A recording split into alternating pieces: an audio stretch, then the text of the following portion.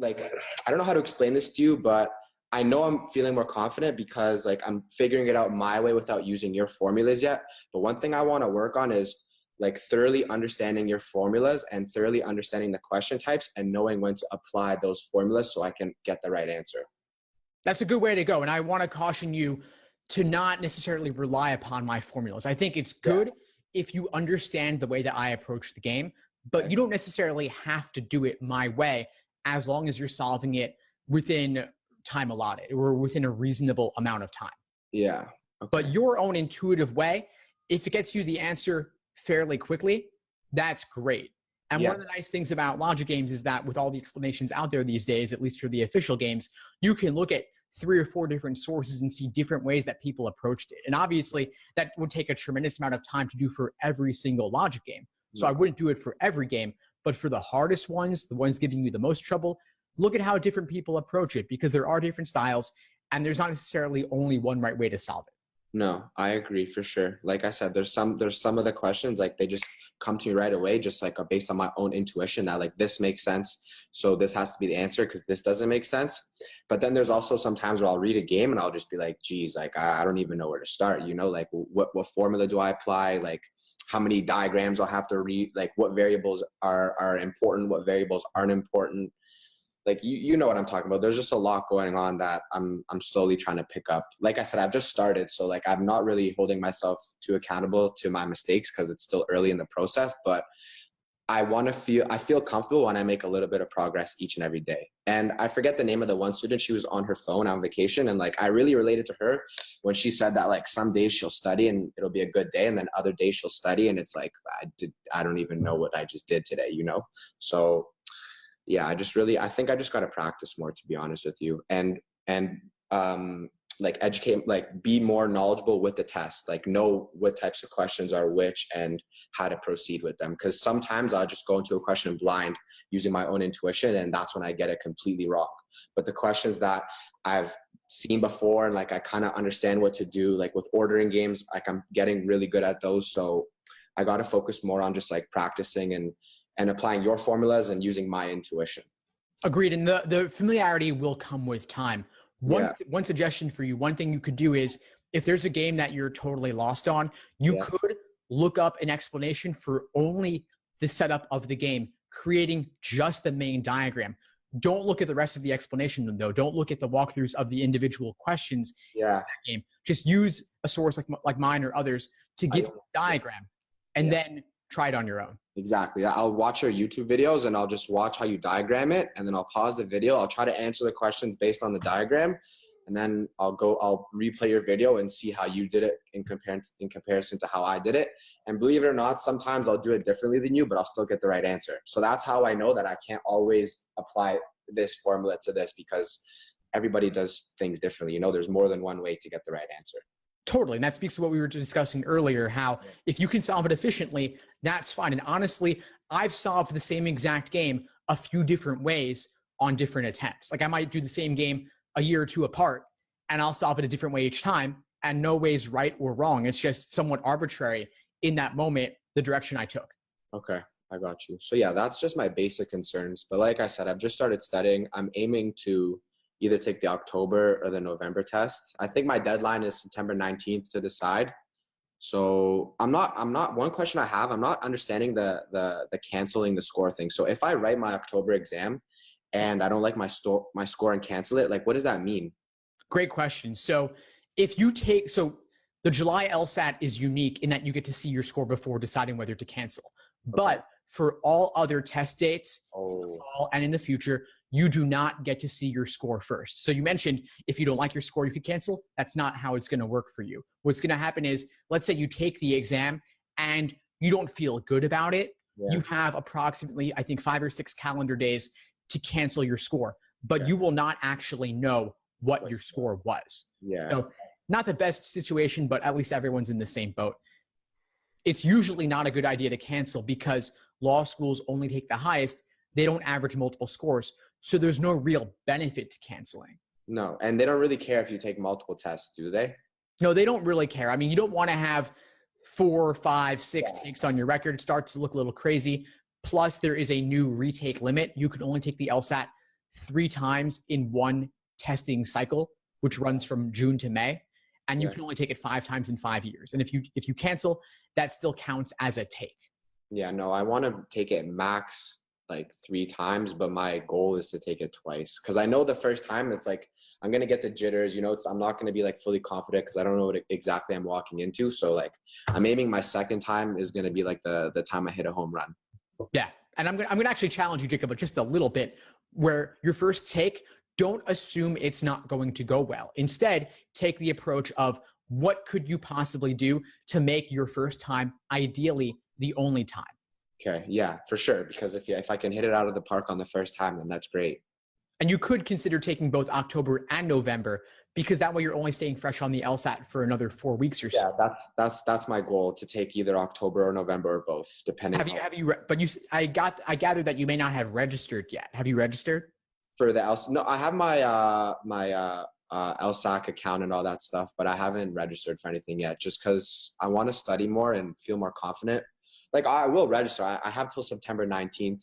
And I checked the test centers, and like I make sure there's availability, because I saw one of your videos that said that the availability runs out quickly. But like I'm from Toronto, and there's like a whole bunch of test centers, so I should be okay with that. I want to just feel more confident in my studies, and I still haven't even gone through all the sections. I've only gone through logic games and logical reasoning. I haven't done the reading comprehension stuff yet, based on the schedule. So I'm only like on week 6 of your schedule, or week 5.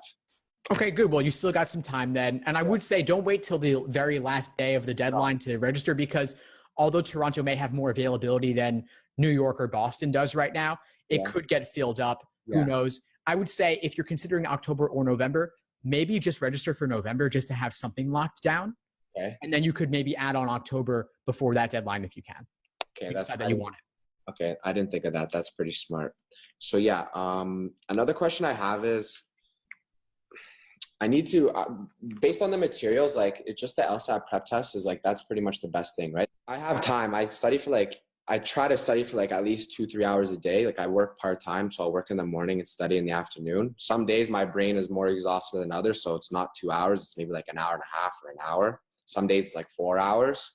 But yeah, I've just been following the schedule. You sent me the 3-month and the 4-month.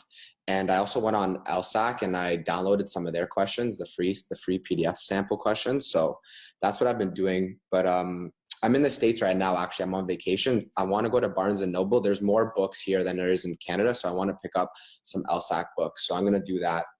And yeah, that's it. Really, I feel like kind of like a rookie, to be honest with you. Like I haven't really gone through everything yet. So I'm still like kind of learning the basics and the foundations.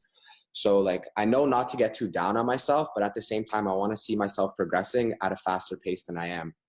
So like, you know what I mean? Like sometimes it's frustrating. Sometimes I do well. Sometimes I don't. I don't know. I think I just have to keep sticking with it. That's exactly it. And it is a bit of a slog. So I wouldn't necessarily expect that you're going to see massive gains right away, especially when you adopt a new technique. Your score could actually drop temporarily as you adjust to the new technique. So it could take some time. So just be patient with yourself and recognize that and acknowledge this is an extremely difficult exam. It's harder than any exam you've done up to this point. Yeah. So just be patient with yourself, give it the time.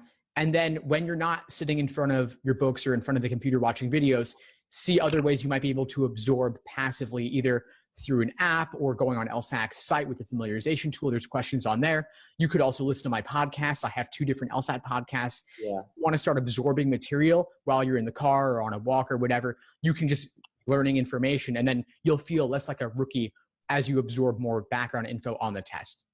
Okay, I got you. But yeah, those are my main concerns so far.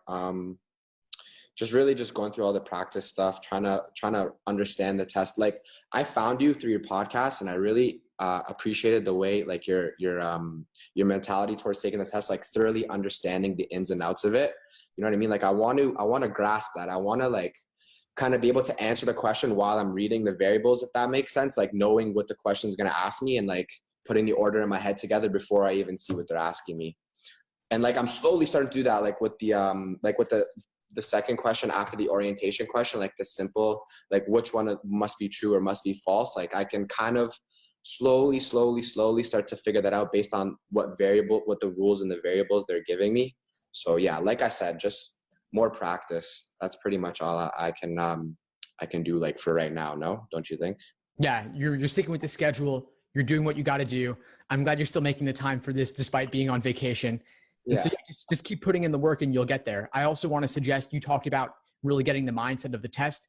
I have had 2 discussions on my YouTube channel and podcast with a former writer of actual LSAT questions. Yeah. I want to have you watched those or listened to those? It was an older gentleman. I forget his name, but I did watch one. Yeah. Good. Yeah. Stephen Harris. Yeah. He's amazing. Yeah. And so you watched one. I'm going to send you links to both so you can watch the other as well, because he has a lot of great insights to share. And I think to get a top score, it's really important to understand how the test is constructed and see the exam from their perspective, how they're designing it and what they're looking to do. Yeah. Okay. And then another thing, like how long do you think I should be studying? Like, I don't know. Like some days I'll follow the schedule and I'll finish like the 24 must be true, must be false, or you know what I'm talking about, in like half an hour, 45 minutes, and there's nothing else to do for that day. And then other days I'll go through like logic games and you'll ask me to answer like 10 of them. It'll take like almost like 3 hours. So like, do I just follow the schedule or what? Like how do I approach that? The schedule is more important for the level of specificity about what it recommends you do, rather than the particular day-by-day breakdown. And so if there's a day where you have extra time and you finish the assigned work pretty quickly, then just go on to the following day's work. Yeah. Or you could add on more practice problems of a given type if you feel it would benefit you. That's what I've been doing. And like on the take a break days and stuff, like some days I'll skip ahead. And then like if there's a day I'm not really feeling it, then I'll use my break day that I didn't use for this day. So yeah, that's pretty much it. Like I'm slowly getting over the frustration part of it and like telling myself like it's normal to get frustrated, because like you said, it's like I've never really taken a test like this before. But I feel like once I feel more confident in my abilities, then I'll start getting better results. Because also another thing I found myself doing is like second guessing myself on a lot of questions. And the questions that I second guess myself are the questions that I get right off the bat, but I'll second guess it and then I'll choose the wrong answer because I'm not confident in myself yet, if that makes sense. Totally. Yeah. And especially on the easy questions, the first 10, assuming you have a good foundation, you should trust your gut instinct on those. Okay. I got you. So yeah, I got to practice more. I got to get through all the sections, like especially the reading comprehension. I haven't even looked at that yet. And then that's pretty much it. And there's an essay at the end of the test, correct? Yeah, there is a writing sample. It's no longer at the end of the exam on test day. It is actually instead online, and you do it separately. You have up to 1 year to complete it. That's a new change this year. Okay, so the test is only going to be 3 sections. Well, the test that I'm going to take, and then the writing sample, I have to do it online outside of the test center, right? Yeah, correct. So test day is about 3 hours. It's 5 sections: games, reasoning, reading comp, and then another logical reasoning, and then the experimental. But you're only doing multiple choice LSAT content. You're not doing the essay at the test center. So I wouldn't worry too much about the essay regardless, but we could talk about that another time. But basically it's just something that you're typing on your computer later, and it's not scored still. I got you. Yeah. So the logical reasoning, I'm pretty good at it. Like I consider myself to be a logical person, like with making predictions and stuff. And like I can kind of weed out the answer just on my basic intuition.